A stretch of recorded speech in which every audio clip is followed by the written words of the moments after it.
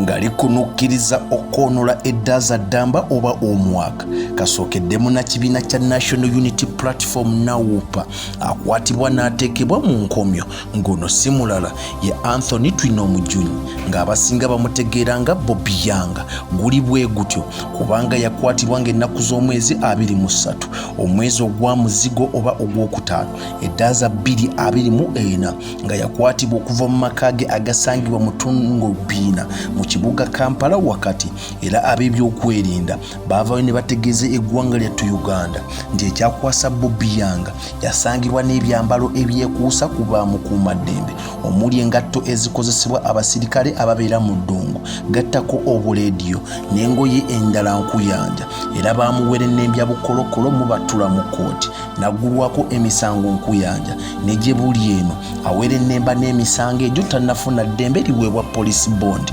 Olunaku lw'eggulo bannayuganda naddala abakkirizira mu nkyukakyuka baavuddeyo ne batandika okulaga obutali bumativu bwabwe eri ab'ebyokwerinda oluvannyuma lw'okulaba omuyimbi amanyikiddwa nga Edrisa Musuuza oba Eddie Kenzo okugenda ku kivvulu eky'omuyimbi amanyikiddwa nga Chris Panda ekyaliyo ng'ennaku z'omwezi 2 omwezi ogwa Gatonnya January mu Lunyanyimbe edda za 2025 n'alinnya ku stage ng'ayambadde ebyambalo byebimu ebyekuusa ku by'abakuumaddembe naye ne watabaawo yadde kyemukolebwako yadde ab'ebyokwerinda okuvaayo okutegeeza oba enteekateeka za Kenzo ziri mu bulambulukufu. Wenjogerera kaakano basazeewo ne bagamba nti kirabika mu ggwanga lyattu Uganda mulimu abaana n'ebyana kubanga abannabyetone abasinga naddala abakkiririza mu ludda oluvuga eggwanga lyattu lino Uganda bavaayo ne bambala ebyambalo ne bambala engatto ezifaananira ddala ez'ab'ebyokwerinda.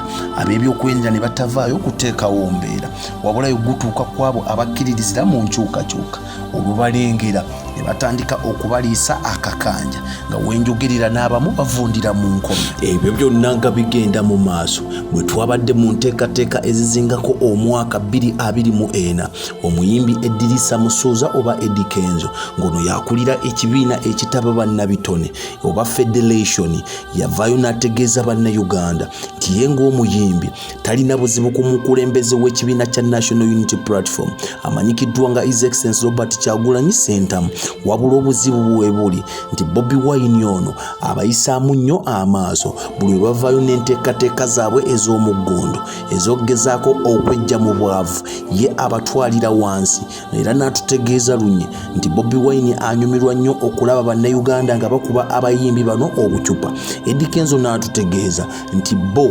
abeegattira awamu balina omulimu ogw'amaanyi era gwe banaatera okugguusa mu mwezi guno gwennyini gwe tulimu ogwa Gatonnya ogw'okufuna copyright oba obwannannyini ku biyiiye byabwe. So Bobby Wine alekere akamanyiro okubatwaliranga wansi w'ebigere byabwe. Kibiina ggwera nze naawe Omwana Soda, Export TV YouTube channel, TikTok account Omwana Soda, Facebook Omwana Soda, following, subscribing bingi nkuyanja nkyaleeta nga bw'oteeka comment yo mu comment section kiki ky'oyogera ku bannabitone abawagira ekibiina ekiri mu muyinza ekya NRM kosa ne Muzeeyi Yoweri Kaguta Museveni okubanga bambyala ebyambalo eby'amagye kosa n'ebyo eby'abokwerinda ebirala ne batagambwako wabula bali abali ku ludda lwa Kyagulanyi ne bakwatibwa nga entakera. Namugereka Ddunda akunkuumire ku lwa Katonda n'ensi yattu Uganda. Ssaabasajja Kabaka awangaale.